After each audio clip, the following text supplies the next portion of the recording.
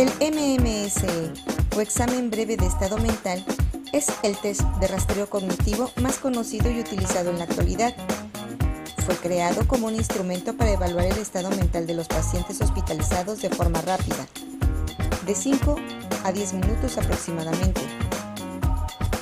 Investiga 5 dominios cognitivos que son esencialmente orientación temporoespacial, memoria diferida, atención y cálculo, lenguaje y capacidad visoconstructiva de dibujo.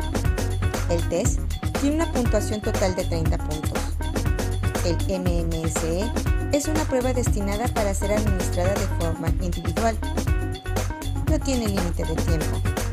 Debe hacerse en un ambiente de calma, relajación y alejada de posibles intrusiones. El facultativo que pase el test debe estar familiarizado con él para que la sucesión de preguntas y pruebas sea fluido y concreto. Si el examinado corrige una respuesta, se le debe dar crédito a la respuesta correcta. El objetivo inicial del MMSE fue detectar las causas orgánicas de la alteración del estado mental frente a las alteraciones funcionales. En el ámbito neurológico, la principal utilidad del MMSE es la cuantificación del rendimiento cognitivo global, que permite al cribado y ensamblaje de las demencias.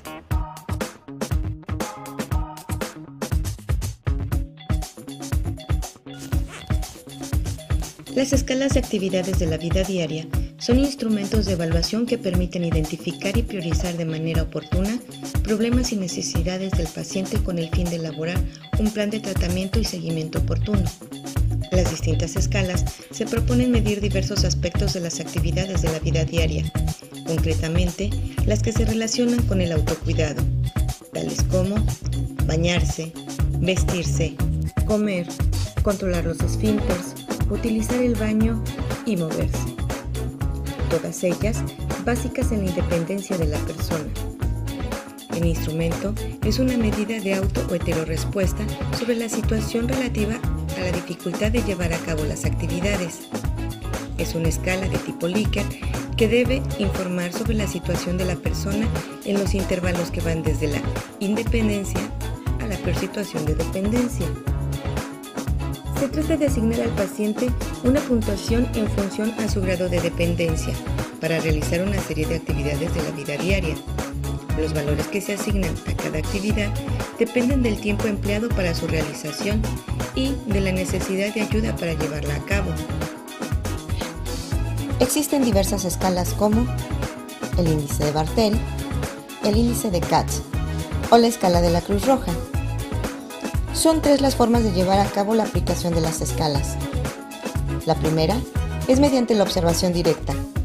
Aquí, la persona encargada de realizar la valoración observa la o las actividades concretas a valorar en el contexto habitual de la persona y con las ayudas técnicas, adaptaciones y medidas rehabilitadoras necesarias en un periodo concreto de tiempo, que puede prolongarse hasta semanas, repitiendo la valoración con periodicidad predeterminada, según se considere estabilizada o no la situación de dependencia, incluso ocasionalmente con la colaboración de diferentes observadores. La segunda forma es la entrevista al propio interesado, sus familiares o cuidadores. La persona encargada de realizar la valoración, normalmente un profesional de la salud, la realiza mediante el estudio de los datos médicos y la información obtenida durante una entrevista con el interesado o con su familiar o cuidador. Esto último en caso de que el paciente se encuentre gravemente discapacitado. Dicha entrevista se realiza normalmente en un despacho o consulta, fuera del contexto habitual de la persona. La tercera y última forma de aplicar las escalas de actividades de la vida diaria es mediante formularios de autovaloración, realizados por el propio interesado, familiares, cuidadores o personal sanitario que trata y conoce la situación real de la persona. Estos formularios son interpretados posteriormente por el personal técnico. Estas escalas son utilizadas dentro del proceso de rehabilitación y de la valoración geriátrica. Determinan la capacidad de una persona para realizar las actividades de la vida diaria de forma independiente, lo que permite diseñar tratamientos integrales de rehabilitación y planes de cuidados adaptados a las condiciones individuales de los pacientes.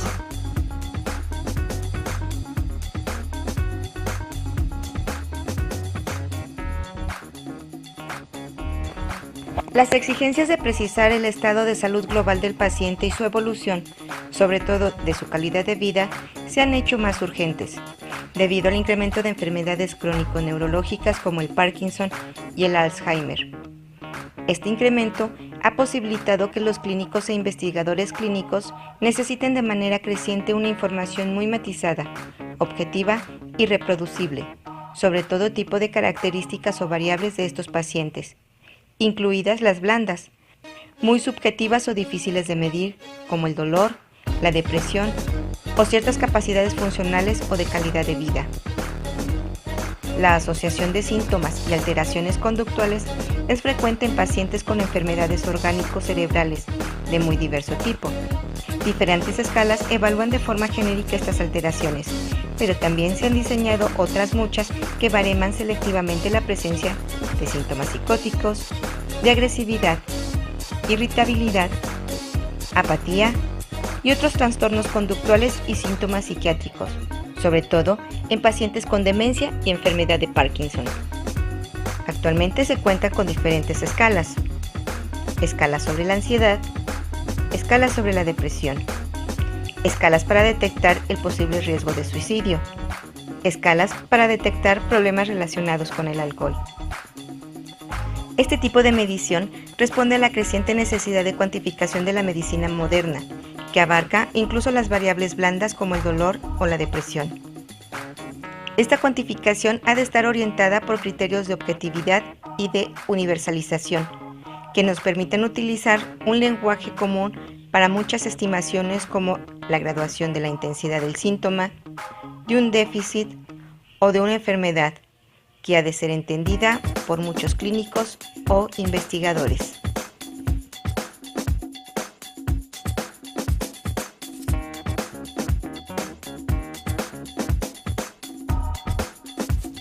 David Wechsler decía: los test de inteligencia miden la capacidad del sujeto de comprender el mundo que le rodea y los recursos que posee para enfrentarse a sus exigencias y desafíos.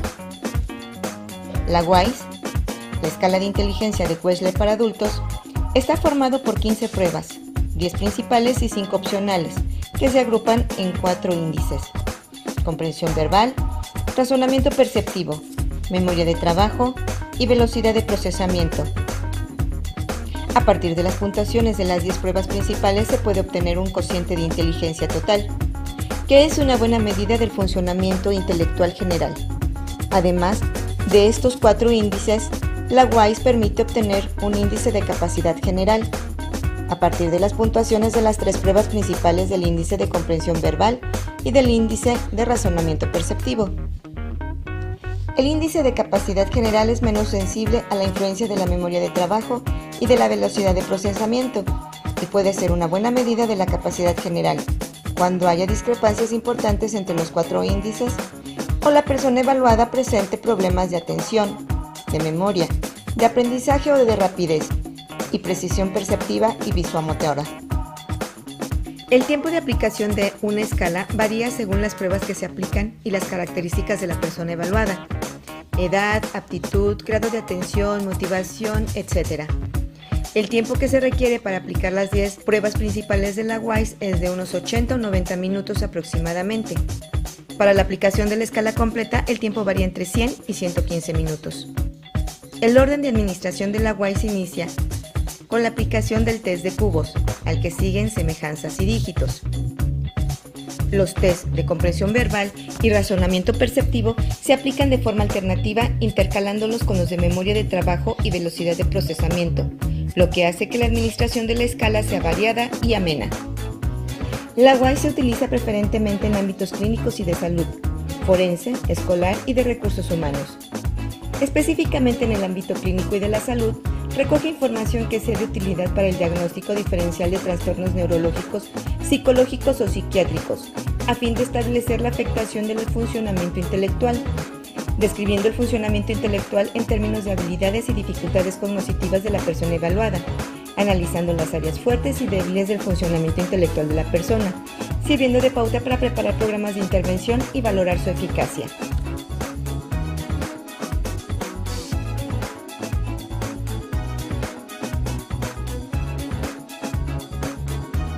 Los test de afasia deben permitir valorar todos los aspectos que conforman los distintos subcomponentes lingüísticos, tanto a nivel oral como escrito. El test de Boston permite obtener un perfil general del lenguaje del paciente en diferentes áreas, como son habla conversacional y de expresión. Esta prueba permite evaluar la competencia funcional del paciente en la comunicación y realizar una evaluación formal del patrón de producción del habla. Los datos obtenidos en esta área permiten establecer la severidad a través de una escala que mide el grado de deterioro de la comunicación. La prueba de comprensión auditiva evalúa la comprensión de palabras, órdenes, material ideativo complejo y procesamiento sintáctico. La prueba de expresión oral evalúa agilidad oral, secuencias automatizadas, recitado, melodía y ritmo, y repetición y denominación. La prueba de lectura evalúa reconocimiento simbólico básico, identificación de palabras, fonética, morfología gramatical y derivativa, lectura en voz alta de oraciones con comprensión y comprensión de la lectura. La prueba de escritura evalúa mecánica de escritura, habilidades codificadoras básicas, deletreo en voz alta, denominación escritura de dibujos, escritura de oraciones al dictado y escritura narrativa libre. En praxis, se evalúan gestos naturales, gestos convencionales, uso simulado de objetos con una finalidad concreta y movimientos bucofaciales respiratorios. El test de Boston sirve para diagnosticar la presencia y el tipo de síndrome afásico que permita inferir sobre la localización y procesos lingüísticos subyacentes. Evaluación del nivel de rendimiento a lo largo del amplio rango de pruebas y evaluación global de las dificultades y posibilidades del paciente en todas las áreas del lenguaje.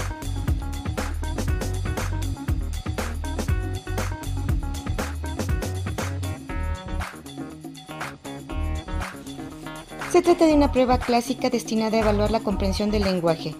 Su administración es muy sencilla y sensible a los déficits de comprensión auditiva. El campo de aplicación es en niños de 3 a 12 años. El requerimiento de tiempo es breve, aproximadamente 10 minutos. Las órdenes son breves para facilitar su memorización. No contiene factores intelectuales con la finalidad de que cualquier individuo de cualquier coeficiente intelectual pueda hacer las tareas. Sin embargo, contiene órdenes difíciles en términos de nivel lingüístico. Consta de 20 fichas, con 2 formas, cuadrados y círculos, y estos a su vez tienen 2 tamaños, grandes y pequeños. Además, son de 5 colores diferentes. Para hacer la aplicación del test, se debe cerciorar que el individuo sabe que es un círculo y un cuadrado, que sabe y distingue los colores y que tiene el concepto de grande y pequeño. El sujeto no debe observar los labios del examinador. El examinador debe explicar al sujeto las tareas a realizar. Por ejemplo, voy a pedir que tú hagas. Escucha bien, porque voy a pedir cada actividad una sola vez. El examinador lee la orden del protocolo mientras el sujeto trata de cumplirla. Esta técnica es sensible para detectar procesos lingüísticos alterados que resultan de trastornos afásicos, incluso cuando la capacidad básica del paciente para comunicarse permanece intacta. Este test también puede identificar a aquellos individuos con lesión cerebral, cuyas otras disfunciones pueden estar escondidas o enmascaradas en un trastorno afásico concomitante, o cuyos problemas de procesamiento de símbolos sean comparativamente sutiles y no fácilmente observables en la mayoría de las situaciones.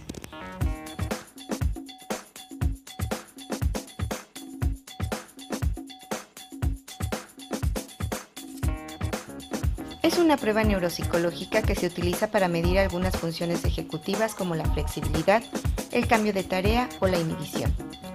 Estas funciones están asociadas al lóbulo frontal, por lo que a menudo este test tiene un valor clínico para determinar posibles daños en esta región del cerebro. El Wisconsin consiste en 2 juegos de 64 cartas cada uno. Las cartas están compuestas por la combinación de 3 clases de atributos. La forma, que son triángulos, estrella, cruces y círculos. El color, rojo, azul, verde y amarillo. Y por último, el número, 1, 2, 3 o 4 elementos. La tarea consiste en repartir las cartas con arreglo a un criterio, por ejemplo, el color. Cuando el sujeto realiza 10 respuestas correctas consecutivas, consigue una categoría. Y a partir de la última se cambia el criterio de clasificación sin previa advertencia. Si continúa clasificando las cartas con el criterio de la categoría anterior, va puntuando en errores perseverativos. Este instrumento se utiliza para medir la disfunción del lóbulo frontal, ya que le permite al clínico especular sobre las funciones que controla.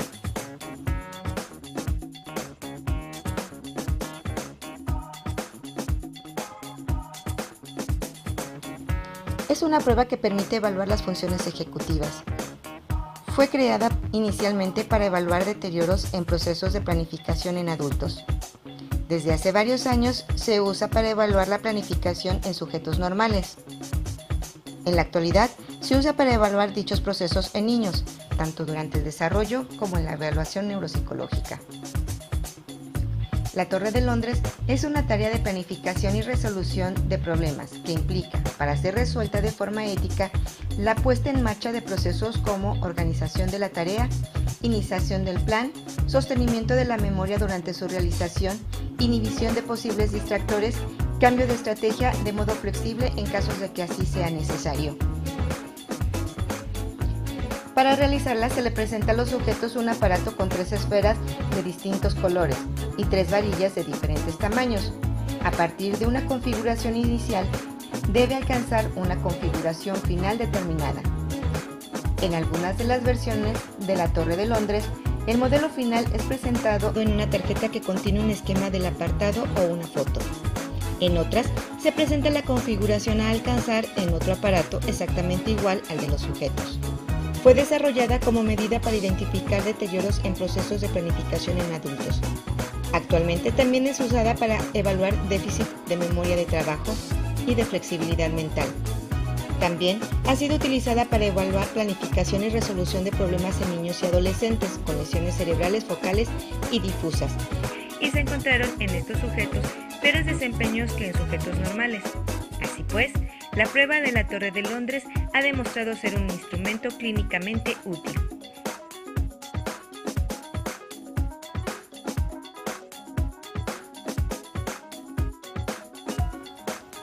Se trata de una prueba de lápiz y papel de aplicación muy breve.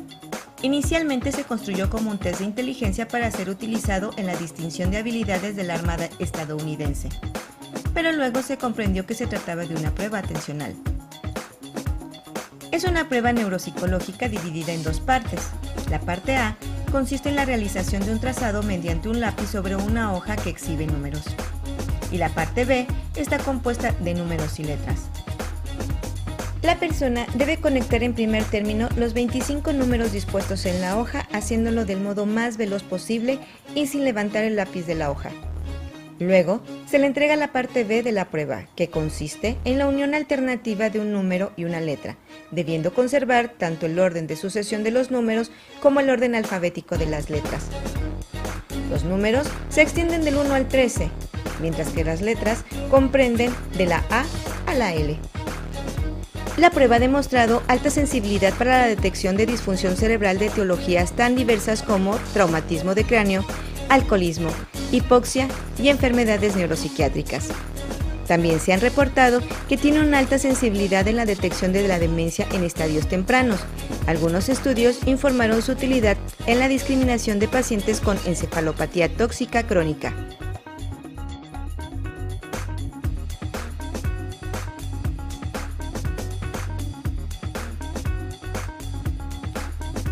Permite evaluar posibles trastornos de carácter perceptivo o motriz.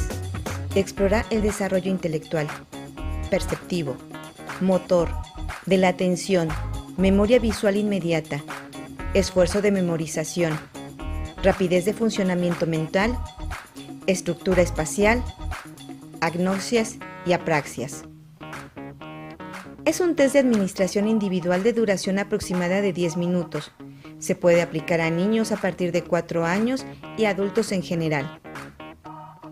La prueba fue creada con el fin de evaluar encefalopatías de origen traumático, es decir, los efectos del daño cerebral a nivel de funciones mentales. La figura elegida reúne las siguientes propiedades. 1. Ausencia de significado evidente. 2. Es de fácil realización gráfica. Y 3. La estructura de conjunto es lo bastante complicada para exigir una actividad analítica y organizadora. El procedimiento a seguir consiste en pedir al sujeto que realice dos tipos de tareas.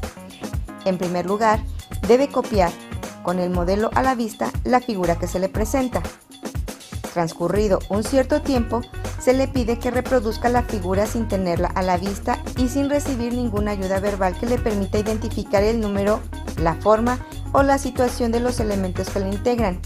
Ambas tareas se valoran o puntúan por separado y requieren atenderse a instrucciones de criterios específicos. Esta prueba es útil para la apreciación de posibles trastornos neurológicos relacionados con problemas de carácter perceptivo o motriz, determinación del grado de desarrollo y maduración de la actividad gráfica. Según cómo el sujeto copia la figura, se puede conocer su actividad visoperceptiva. La reproducción efectuada luego de retirado el modelo informa sobre el grado y fidelidad de su memoria visual.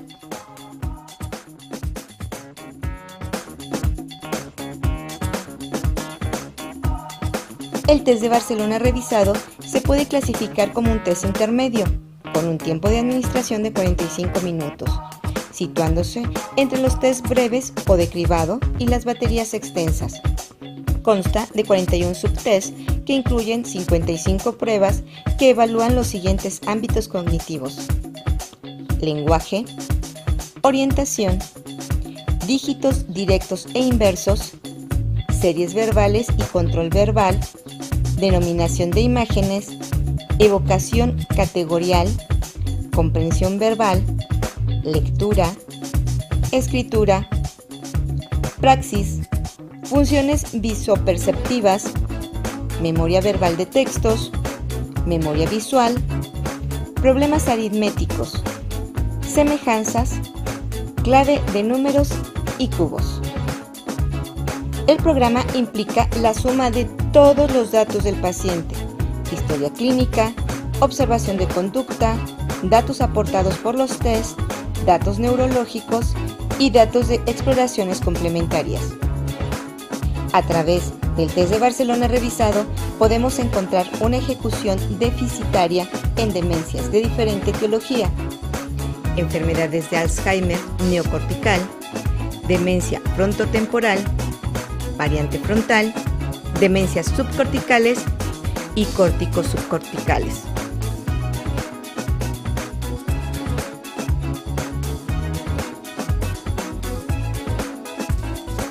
La evaluación neuropsicológica infantil, ENI, es la primera batería neuropsicológica orientada hacia la evaluación de niños de edad escolar desarrollada y estandarizada en la población latinoamericana, en particular de México y Colombia.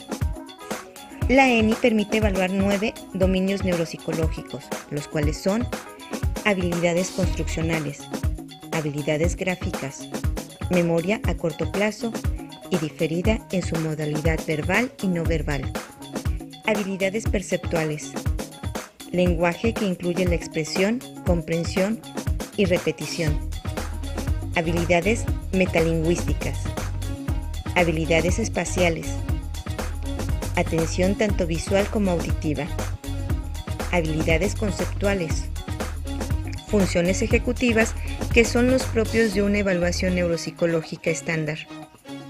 Se incluyen además 3 áreas académicas: lectura, escritura y aritmética, así como un examen de signos neurológicos blandos, y 2 formatos como recopilación de la historia del desarrollo y de aprendizaje. En la primera etapa, se debe completar el cuestionario para los padres y el evaluador debe entrevistarlos para recabar la historia clínica. En la segunda etapa, se deben de seguir los procedimientos utilizados para cualquier evaluación neuropsicológica. Cuando sea necesario aplicar la ENI en 2 sesiones, la aplicación de la primera parte de la prueba no puede interrumpirse antes del apartado 4, memoria, que constituye el primer segmento de la prueba. En el segundo segmento se incluyen las tareas de lenguaje, lectura y escritura. El tercer segmento está integrado por los dominios de aritmética y habilidades espaciales. Finalmente, el cuarto segmento están los dominios de atención, habilidades conceptuales y funciones ejecutivas. Cuando el evaluador lo considere conveniente, puede alterar el orden de la aplicación de estos segmentos o bien puede omitir la aplicación de alguno o algunos de ellos. La administración de las tareas de recuerdo diferido se hacen después de terminar la aplicación de las habilidades perceptuales o al transcurrir 30 minutos después de la aplicación de la copia de la figura compleja. Dadas las características y alcances de la prueba, esta se ha utilizado tanto en el área clínica como en la investigación con distintas poblaciones. Por mencionar algunas, los niños con TDAH, con trastornos de aprendizaje, alteraciones genéticas, diabetes gestacional, el síndrome alcohólico fetal, niños con lesiones cerebrales a consecuencia de hemofilia, entre muchas otras.